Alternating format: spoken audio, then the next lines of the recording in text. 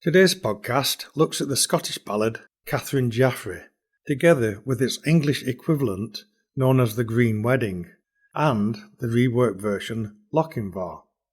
I will look at the publishing history and sing samples of the song and end on a complete performance of one of the songs. There lived a lass down in yon glen, as I have heard men say. Her name was Katherine Jaffrey, well known to many men. Down come the Lord of Lamington, down to the south country, and he is for this bonny lass, her bridegroom for to be. He asked her father, he asked her mother, the chief of all her kin, and then he asked the lass herself, and did her favour win. Down come an English gentleman, down from the English border, and he is for this bonny lass to keep his house in order. He asked her father, he asked her mother, as I do hear them say, but he never asked the lass herself until the wedding day. Then she has written a letter, and sealed it with her hand, and sent it to Lord Lamington to let him understand. The first line of the letter he read, a loud laugh gave he, but ere he read the letter o'er, the salt tears blind his eye. The tune and words are from the singing of Joe Ray of Ayrshire, recorded by Mike Yates in April 2001.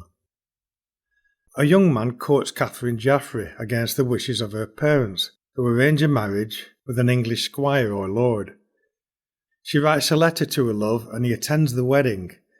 The bridegroom, and sometimes the bride's brother, challenges him, wanting to know why he's attending the wedding. Does he want to have a fight? The young man says that he's not come to fight, but wishes a word with the bride, sometimes to kiss the bride. She mounts his horse and they run away together. In some versions there's a battle between the two would-be grooms and their followers. The earliest noting of this romantic ballad was in the late 1700s, in two manuscripts held by David Hurd. These two versions were later used by Walter Scott to make a more detailed reconstruction of the ballad under the title of Lord Lamington, which he included in the first version of his collection, The Minstrelsies of the Scottish Borders. In the reprinted version of The Minstrelsies of the Scottish Border, he made further amendments, and the ballad is named Katherine Jaffrey.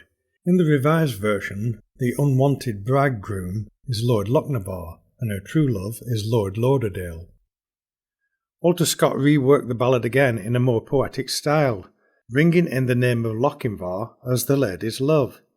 He included the Lochinvar version of the ballad in his 1808 epic poem Marmion, A Tale of the Flodden Field, a sort of romanticised historical review of Scottish history.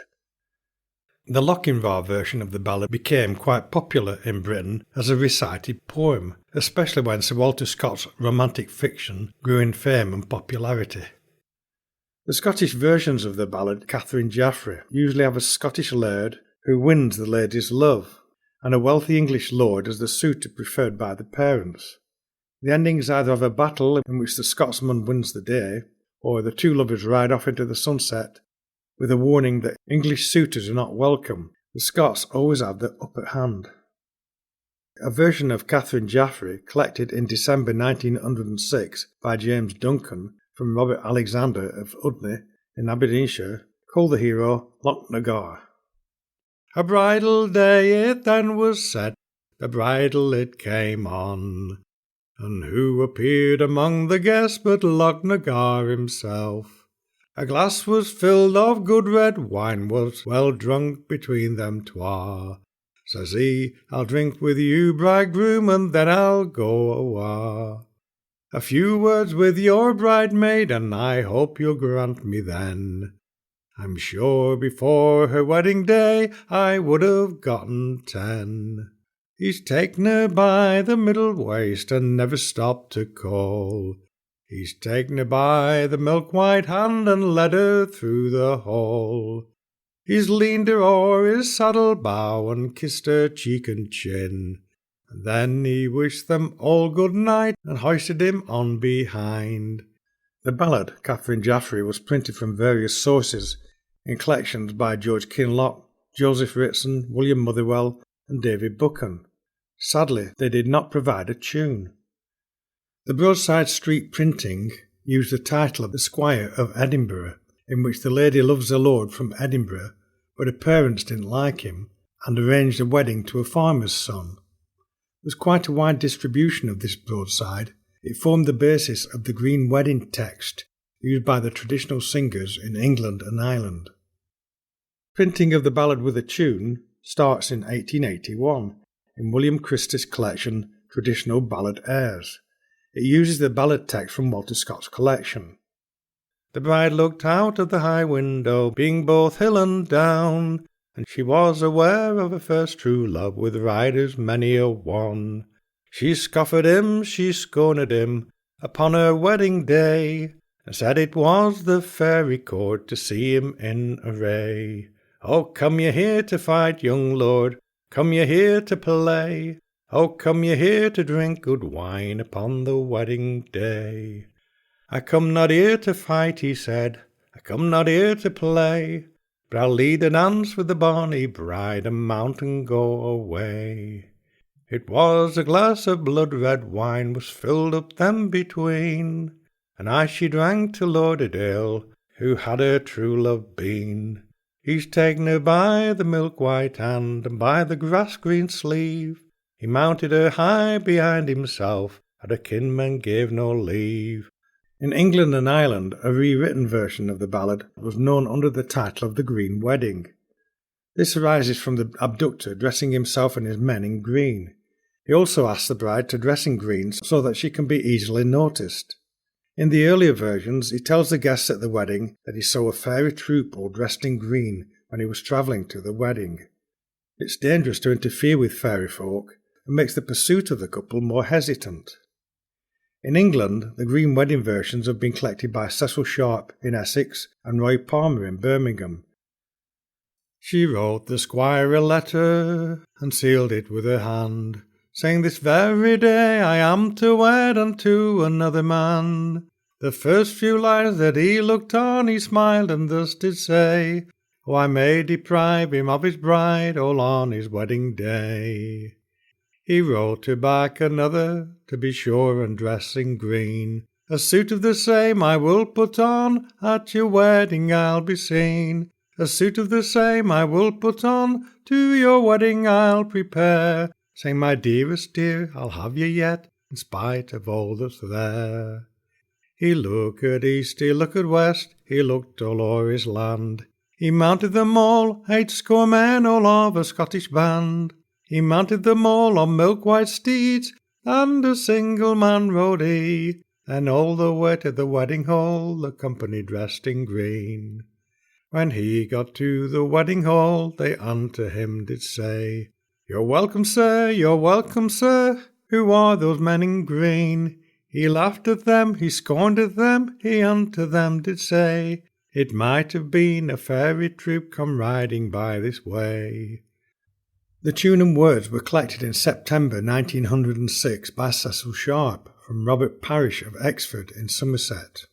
The narrative theme of an uninvited guest running off with a bride appears in other ballads including Hindhorn, Robin Hood and Alan a Dale, and Lord William.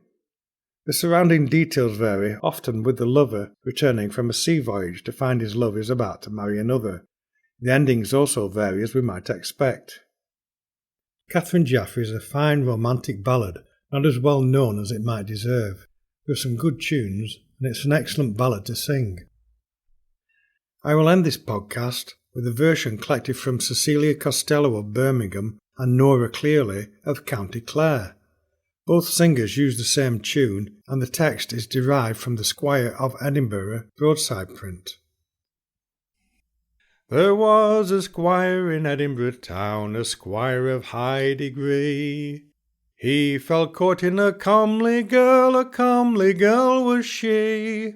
When her father came to hear of it, an angry man was he. He requested of his daughter dear to shun his company. Now there was a farmer lived in the east, he had one only son. He came to court this country girl until he had her won. He got consent from her father and mother, from old and young likewise, but still she cries, I am undone, whilst tears roll from her eyes. She sent to love a letter, and sealed it with her right hand, and told him she was to be wedded to a very rich farmer's son. Oh, the very first line that he read, he smiled and this did say, Oh, I'll deprive him of his bride, all on his wedding day. He sent her back an answer, to be sure and dress in green, and with a suit of the same he would put on the wedding to prepare. A suit of the same I will put on, the wedding I will see. Oh, dearest, dearest, with you I'll wed in spite of all that's there. He looked east and he looked west, and all around the land. He selected a score of fine young men, all of a Scottish clan. They rode on in twos and threes, and a single man rode he. And away they went to the wedding house, with his company dressed in green. Oh, you're welcome here, where have you been all day? And who are all those gentlemen that are riding out this way? He laughed at them, he scoffed at them, he smiled and this did say, Oh, they might have been some fairy troop that would ride out for today. She filled him a glass of Newport wine, he says to the company round, Tell me where is the man they call the groom? Where is the man, he said, who will enjoy the bride? For another might like her as well as him, and would take her from his side. Then up and spoke the intended groom, and an angry man was he. If it's for fight that you've come here, well, I'm the man for thee. Oh, it's not for fight that I came here, but friendship for to show, saying give me a kiss from your bonny bride, and away from you I'll go. He caught hold of her lily white hand, and around her middle small. He brought her out of the wedding house without the leave of all. The drums they'd beat, the morning sun, most glorious to be seen. And away he went to Edinburgh town with his company dressed in green.